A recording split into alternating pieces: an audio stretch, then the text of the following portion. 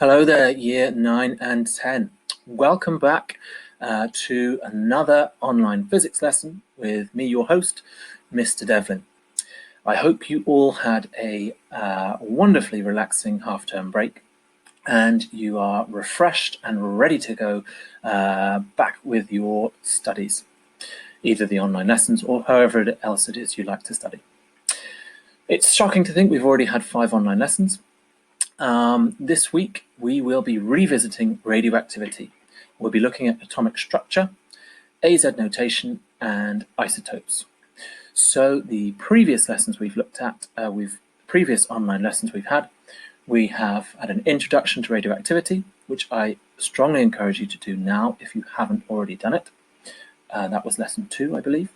We then had 2 key skills revision lessons. Again, I encourage you strongly to do those if you haven't done them already. And this lesson will be going back to radioactivity, and as I said, looking at atomic structure, AZ notation, and isotopes. Estimated time to complete, I think it'll take us about an hour, hopefully a bit less. I'm going to try and go a bit faster this time, but we'll see. And the equipment you need, as always, is a pen, paper, and ideally a quiet, clear workspace.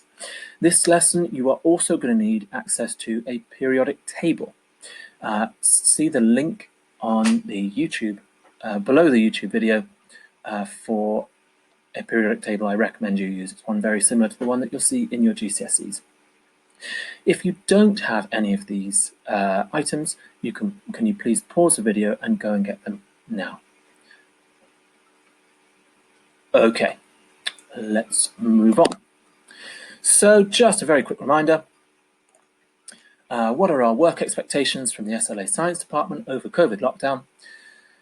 We would like you to try to complete 3 hours of science work per week, and that can be revision booklets that we've given you, it can be online lessons such as this one, or it can be your own work, for example, using BBC Bitesize or Oak National Academy, or any other resource you find useful. Okay, to start this lesson on nuclear structure, I'm going to go back for a little bit of revision back to the part CP6 radioactivity part 1 lesson that we did on atomic models. What I want you to do is to look at these atomic models on the right, sketch each one out very quickly, doesn't have to be neat at all, and then match the diagram of the atomic model to the scientist who discovered it and its name. You've got the scientists and their names down here, so you simply have to match these scientists and models to the diagrams of the models. It's a little bit of revision back to the atomic models lesson that we've already had. The purple question and purple question 2 for the extension task. So if you're a triple student, then do please attempt these questions. Can you remember any of the key features of each model? You can get many of them from simply describing the picture that you can see. And then purple question 2, second extension question. What did Dalton think about whether atoms can be broken up? Did he think they can be broken up or not? Okay, so pause the video now and give that a go. If you haven't paused it, I am watching, and pause it now. I'm assuming that you did pause it and have a go, so now we're going to go through. Okay. Our first one, we can skip forward to the first one. The first one, J.J. Thomson, was the blue circle with the cross, and that was plum pudding. Okay, that was our plum pudding model, J.J. Thomson. Key features, it has electrons, and J.J. Thomson thought for his plum pudding model, you have negatively charged electrons embedded in a positive cake or or pudding. So the whole atom was positive and it has negative electrons embedded within it. The next model, that was this one. Next diagram was Rutherford. This is the Rutherford nuclear model. So you can see you have a positively charged nucleus with electrons orbiting around it. So Rutherford's key aspects of the models of this model was Rutherford found there is a dense, positive, massive nucleus at the center of the atom, and the electrons orbit around it. Most of the atom is empty space, and he discovered that with the Goldfall experiment. Finally, Niels Bohr, that the other diagram is Niels Bohr's model, which he called the Bohr planetary model. It also has a dense positive nucleus and electrons orbiting around it, but now we have the electrons orbiting in fixed shells. Okay, so for the first two questions, you just had to match up the diagrams to the models, draw out diagrams, and match them to the models. The key aspects we've gone through. There are other key aspects to the models which you may have written. I've just gone through a few of them. Okay. Oh, and the last one, purple question 2. What did Dalton think about whether atoms could be broken up? Dalton, who came up with his Dalton's model in 1802, I believe, he said that atoms are indivisible. They cannot be broken up. So Dalton thought that atoms can't be broken into anything smaller. And these scientists, which came along afterwards, said that actually no, there are smaller particles, which we can call subatomic particles, because they're smaller than an atom. Okay, so there's one last piece of the puzzle to make our modern understanding of the atom, our modern atomic model, and that is neutrons. J. Chadwick found that the nucleus of an atom, here we can see our modern model of the atom. This is a carbon atom. This is our nucleus. J. Chadwick found that the nucleus also contains neutrons. He discovered that in 1935. Neutrons are the nucleus that holds are the glue that hold the nucleus together, because you've got these positively charged protons. If you've got two things with the same charge, like charge, they repel, they want to push apart. So if you have two protons next to each other, they want to push apart. Neutrons act like the glue which holds the protons together. So with the addition of those neutrons, so you can now pause the video and write that out as a note. I'm going to assume that you did pause it and write it out. Okay, moving on. This then on the left, and you can draw it out and label it, is the modern model of the atom for GCSE. Once you go to A level, you'll see that, in fact, our modern understanding of the atom is more complicated than this. However, for GCSE, this is as complicated as we need to get. Let's go through it very quickly. I know you've seen it before, but just it's so fundamental to everything that we do. I think we should just go through it very, very quickly. We have the nucleus right in the center. It's dense and it's massive. Massive means that's where all the mass of the atom is.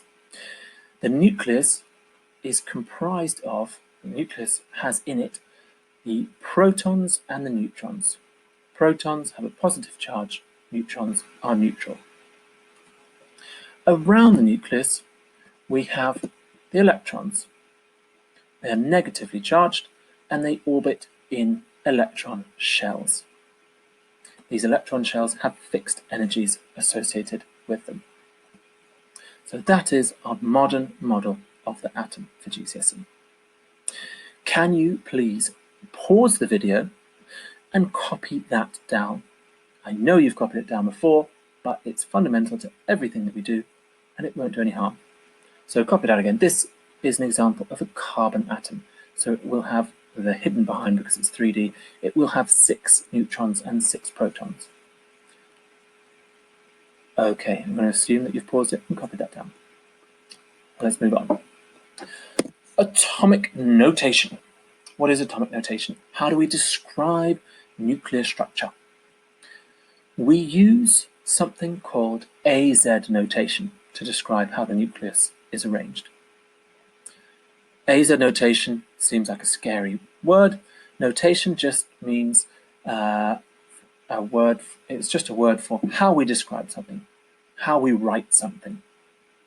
And AZ, I don't know why they used AZ, they just chose it, okay? We just need to learn it. So here is an example of an atom written in AZ notation. This is a generic atom. It could be any atom. So the X is the symbol of the element. And this is on the left. Over on the right, we have an example element, in this case, carbon. So the big X is the symbol of the element. Remember, X could be any atomic symbol. The Z of AZ notation. The Z is the atomic number, also sometimes confusingly called the proton number. And that is the number of protons in the element, or in the nucleus. And then finally, we have the atomic mass. A is the atomic mass. So for carbon, we can see that the atomic number is 6. That means there are 6 protons in the nucleus. We can see that the atomic mass is 12. That means that there are 12 protons plus neutrons in the nucleus. This is sometimes, we can refer to this as the number of nucleons. A nucleon is simply either a proton or a neutron. It refers to a particle in the nucleus.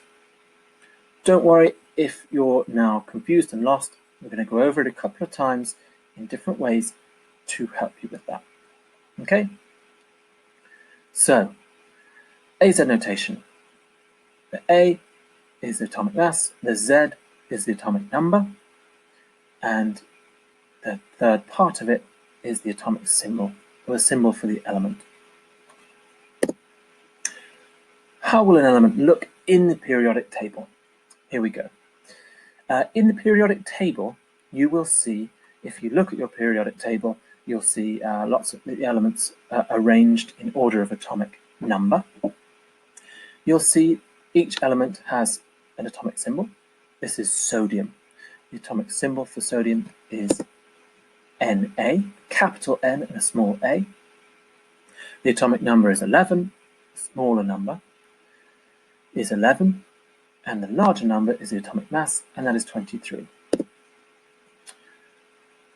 With an atomic number of 11, this tells us that sodium has 11 protons.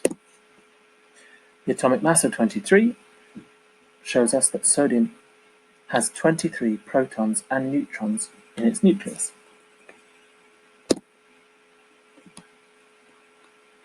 So we can, some of you may have figured it out already, but don't worry if you haven't, that we can calculate the number of neutrons. So we know that there are 11 protons, and there are 23 protons and neutrons.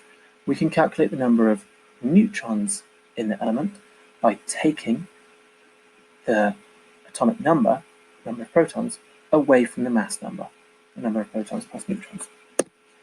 Okay, what does this mean for in a model, in our modern model of the atom? Here we go. Sodium again, same element, symbol Na, atomic number 11, atomic mass 23. Here, I've drawn out the element with the electron shells around it. So we've got the nucleus and we've got the electron shells around it. You can see the protons are the blue circles with plus, neutrons are the red circle, and the electrons are these little green circles. So an atomic number of 11 means we have 11 protons in the nucleus. Number of protons equals 11. 1, 2, 3, 4, 5, 6, 7, 8, 9, 10, 11 protons. The number of electrons in a neutral atom, the number of electrons will be equal to the number of protons. Protons have a positive charge of +1. Electrons have a negative charge of -1. So, if I have 11 protons, shown by my atomic number, then I must have 11 electrons as well. Excuse me. And we can see those 11 electrons here orbiting in electron shells. And we know that we fill the electron shells going from the inner shell to the outer shells 2, 8, 8. So we've got 2 in the inner shell, 8 in the second shell, and in this case, 1 more in the outer shell, or the third shell. To calculate the number of neutrons, we need the atomic mass. So here we go. The atomic mass of 23 shows us how many protons and neutrons there are in the nucleus. So the atomic mass is all of the subatomic particles in the nucleus. To work out how many neutrons there are, these are the red circles, we're going to have to take away the atomic mass, or the number of protons, away from, the atomic number, i.e. the number of protons, away from the atomic mass, the number of protons plus neutrons. I'm sorry if that sounds confusing. It shouldn't be confusing. Here it is written out. The number of neutrons, the red squares, is going to be equal to the atomic mass, 23, minus the atomic number, 11, giving us 12. So the atomic mass, the larger number, minus the atomic number, the smaller number, which gives us 12. Here we go. So we've taken away the number of protons away from the number of protons plus neutrons to get the number of neutrons. You just need to remember, if that was all very confusing, you just need to remember that to calculate the number of neutrons, we take the larger number away, we take the smaller number away from the larger number. Atomic mass, subtract the atomic number. Okay, that's enough of me talking. It's time for you guys to do some practice. So I'll help you out with the first couple, then I'd like you to do the rest independently. I will give you the answer. I will give you the answers, but I expect you to give this a go yourself. Try hard and don't give up if you're finding it tough. Keep going, keep trying. If you're completely stuck, I will give you the answers and you can use those to help guide you. Okay, so I know it says bronze, silver, gold, but I want you all to start at bronze and all of you to work through to gold, okay? You can all, every single person watching this video, can do the bronze, silver, and gold, okay? So, let's look at the bronze first. Use your periodic table, so you'll need the periodic table in front of you, to find the elements with the following neutron and proton number. Write down the element in AZ notation with its name, okay? So, number 1, you're asked, if you know how to do this, okay, and if this is straightforward, you can skip forward, you can just pause the video right now and do bronze, silver, gold straight away. But if you're stuck, you want a bit of help, then keep watching and I'll help you through number 1, number 2, okay? So, for number 1, it's asking you to find the element with 6 protons and a mass number of 12. Go to your periodic table. I'm going to bring one down, and we need to find an element with 6 protons. Okay, here's one I made earlier. This is the periodic table I've linked you to. So, the atomic number, the smaller number, tells us the number of protons. We're looking for one with 6 protons. The periodic table is listed in order of the number of protons. Look, 1, 2, 3, 4, 5, 6. Boom, it's carbon. Carbon has an atomic number of 6 and a mass number of 12. So, for number 1, I can write carbon, and then to write it in AZ notation, I'm going to write a capital C, because that's the symbol for carbon, and it's going to be 12 at the top, and then a little 6 on the left of it. Okay, I'm just going to talk you through number 2, and then I'll let you get on. Okay, again, if you can do this, just skip forward. Okay, number 2, you're looking for an element with 13 protons and a mass of 27. Okay, so once again, we're looking for something with 13 protons. Look at the atomic number, the smaller number, and look, we're looking for one with 13. 5, 6, 7, 8, 9, 10, 11, 12, 13.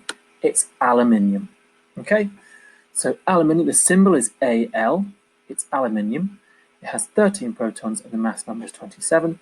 To write it out in AZ notation, you just write Al, capital A, small l, and then to the left of it, a small 13, below to the left, and above to the left, 27. Okay, let's see the answers for bronze. Those are your answers. If you haven't done it yet, go back, stop, go back, and have a go at number 2 and 3, 4. But you should have carbon, aluminium, lead, and hydrogen. Hydrogen 11, lead 207, 82, aluminium 27, 13. For silver, just in case you were stuck and you don't know what to do, whatever, I'll just take you through number 1. Find and write the ASA notation for the following. Zinc. You need to find zinc on the periodic table. Go to your periodic table and hunt about, see if you can find zinc. Write it out in AZ notation. That means with the atomic symbol, and then below it to the left, the atomic number, and above it to the left, the mass number. Just like our carbon here.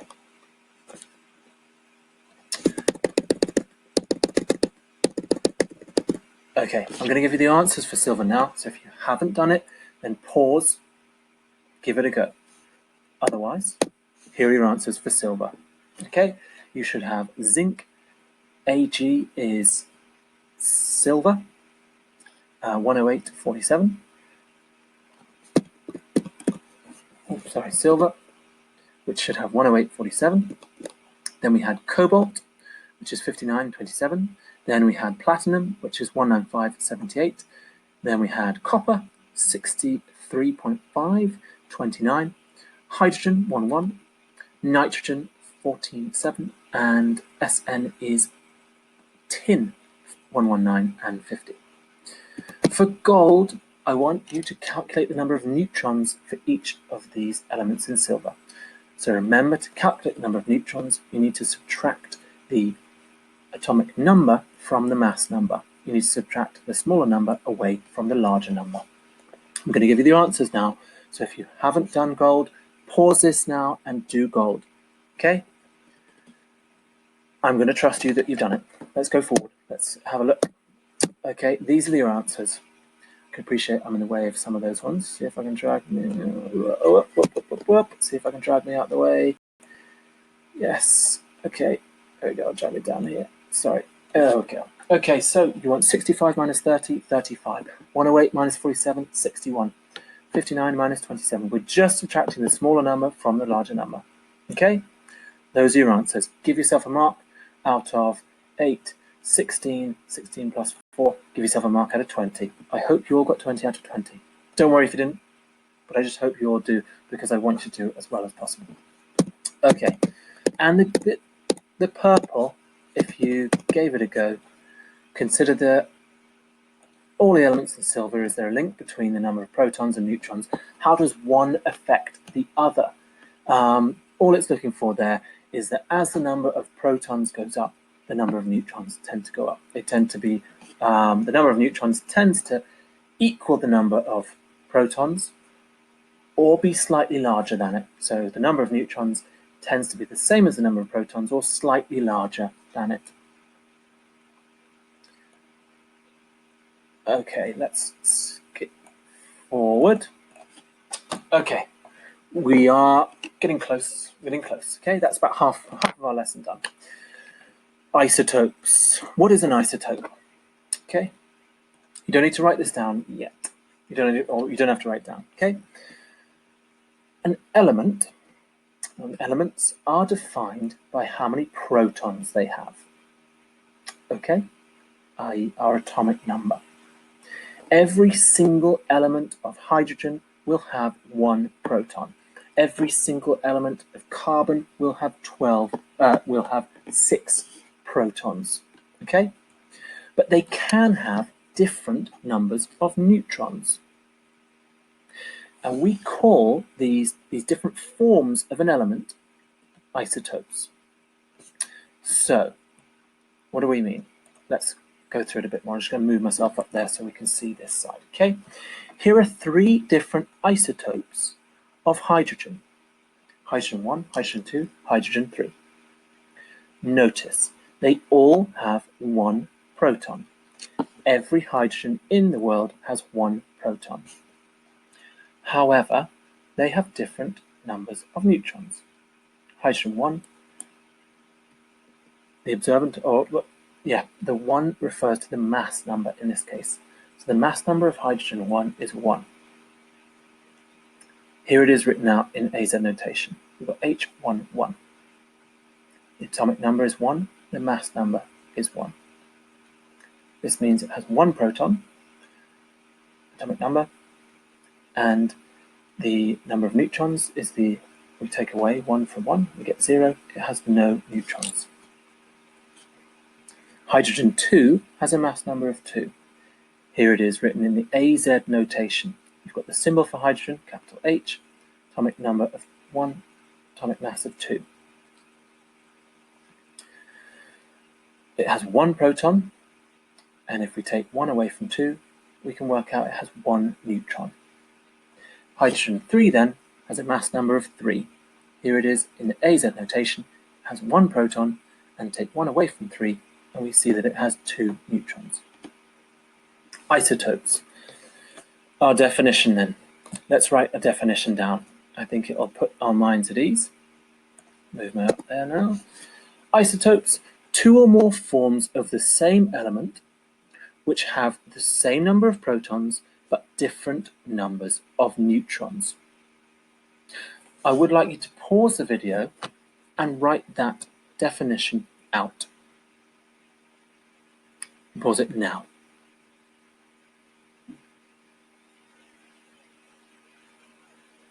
Not actually still paused then, just holding still. Okay, playing statues. So that's what an isotope is. Relatively simple, hopefully.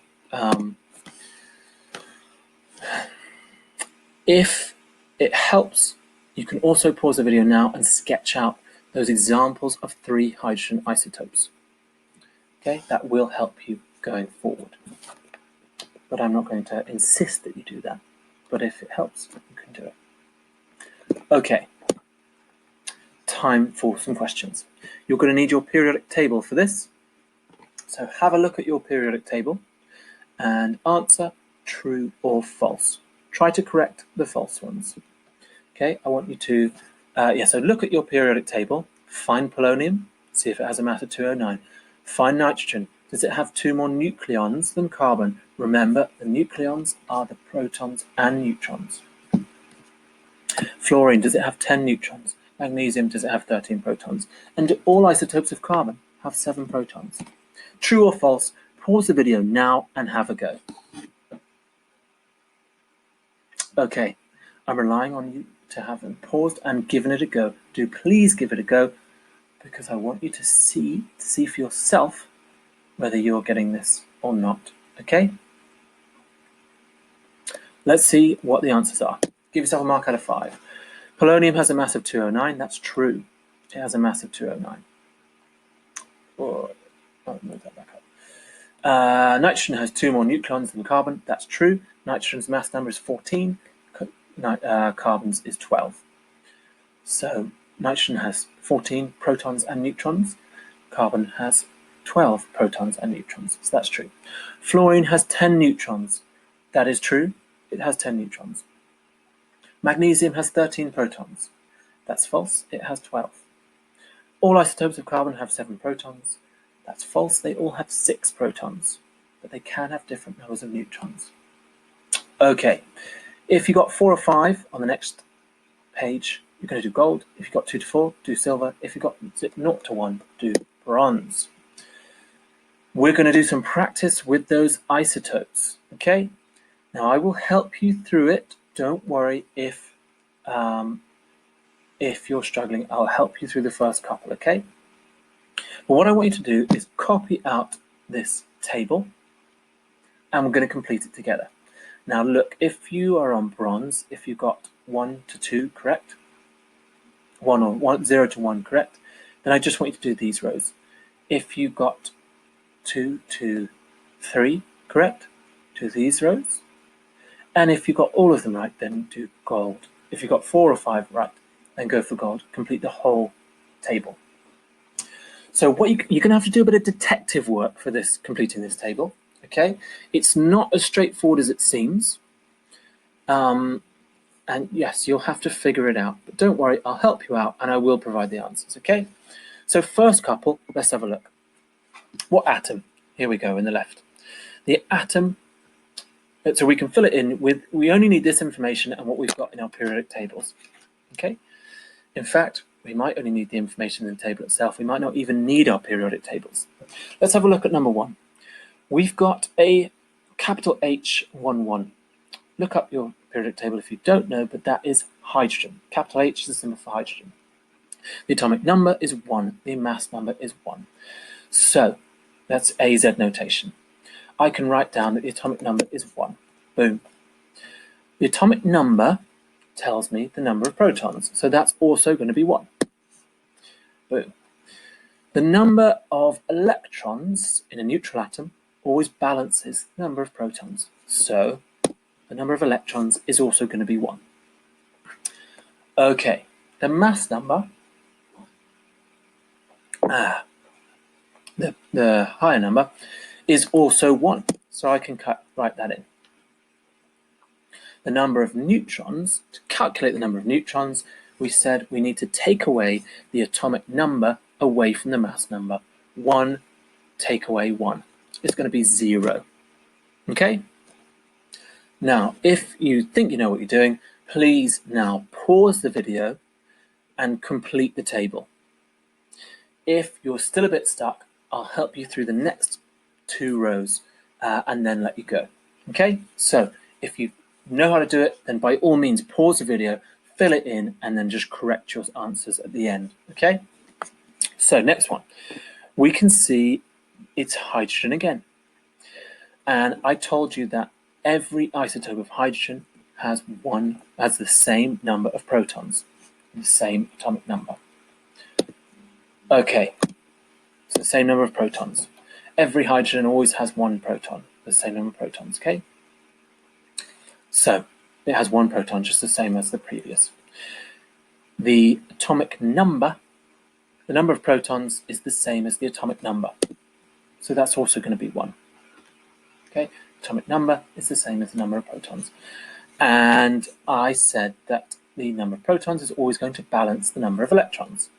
If I've got 1 positive charge and I've got 1 negative charge, then I'll end up with a neutral atom. Atoms are neutral, they don't have a charge. So the number of protons must equal the number of electrons. So we have 1 and 1. Now the only one we're missing, note these 3, electrons, protons, and the atomic number, are always going to be the same in this table. Okay? 1, 1, 1. Now the number of neutrons, remember, is the atomic number subtracted from the mass number. 2 take away 1 is going to be 1. That's the only difference with this hydrogen. These are 2 isotopes of hydrogen.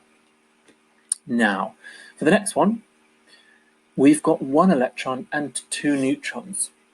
What can we fill in from this? Remember what we said, if we've got 1 electron, it means we have 1 proton because it's a neutral atom.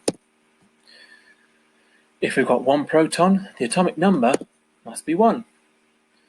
If the atomic number and the proton number is 1, we're dealing with hydrogen again, and the symbol for hydrogen is an H.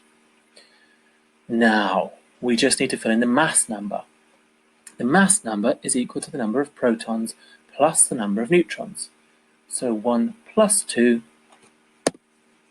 is going to be 3. There we go. So please now pause the video and fill in the rest of the table. I'm relying on you. I'm relying on you to pause the video.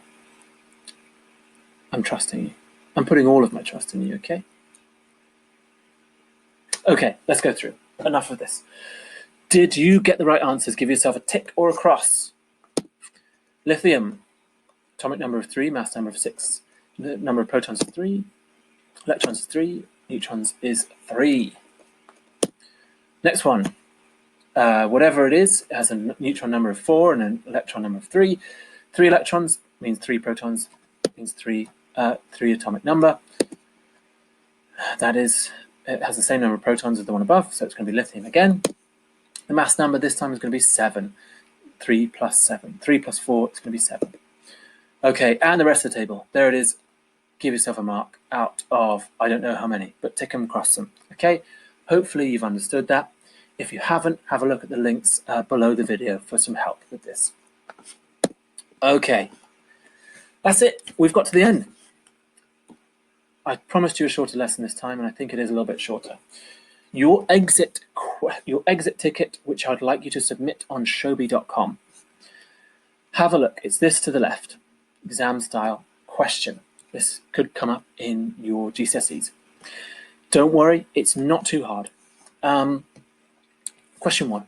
The nuclei of the two isotopes can be represented, like this. Okay, this is cobalt. Okay, here we've got cobalt 60 and 27 and a cobalt with a 59 and 27. This is the mass number and this is the atomic number. Compare these two isotopes of cobalt.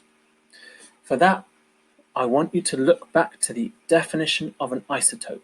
Okay, what does it say about the number of protons and the number of neutrons? And then say, what is the number of protons and neutrons with these two isotopes of cobalt? Okay, again, if you're struggling, go back and look at the definition for an isotope. Use that to guide your answer.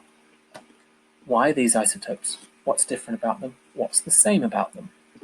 Okay, and then number 2 is this diagram represents an atom of beryllium. Okay, so we're going to have our subatomic particles. Here we've got the nucleus. Here we've got the electrons orbiting around the nucleus. Okay, what is the name of the particle labeled X? You can see you've got a proton there. What's the name of the particle labeled X? And then question 2, part 2. What is the symbol, the atomic mass, and the atomic number for this beryllium? Okay. Answers, please submit them to Shobi. The class code, shobi.com, class code HZ9N9. And I know that it's I'm going to give you about a week to answer. Please, if you could submit them by midday on Tuesday the 9th of June, because we will have a new physics lesson going out on Wednesday the 10th of June with a new assignment on it, okay? So submissions, the earlier the better. The earlier you do it, the earlier you'll get your feedback, but answered by the 9th of June. Okay, so that is a bit straightforward, I think, that answer. Sorry, not straightforward. What am I saying? What I meant to say is that for triple students or higher students, if you wish to push yourself a little bit further, and I do really, really encourage you to do this, because I know that you can do this probably quite quickly. This is not such an involved task. Triple and higher students, have a go at the extension task. It's 6 marks, so 6 points. I don't require an essay. It can be a short piece of text, approximately 6 points. Okay? What is the difference between a stable and an unstable isotope? And what are the uses of both in geochemistry? Okay, so that's a bit of a research task. You're going to have to look that up online. Okay? So complete the extension task and submit that along with the others on shobi.com. Thank you very much for your attention. If you've made it through another 45 minutes of my voice droning on, and congratulations if you have made it to the end, and I really hope that that's helped you out with this part of CP6 radioactivity. Next week, I think we're going to go back to CP2, forces in motion. Okay, and the following week we'll do CP3, the following week CP4. Okay, so we're covering all of the topics and not just focusing on radioactivity. Once again, thank you very much for your attention. Looking forward to seeing you next week. That's all from me. Goodbye.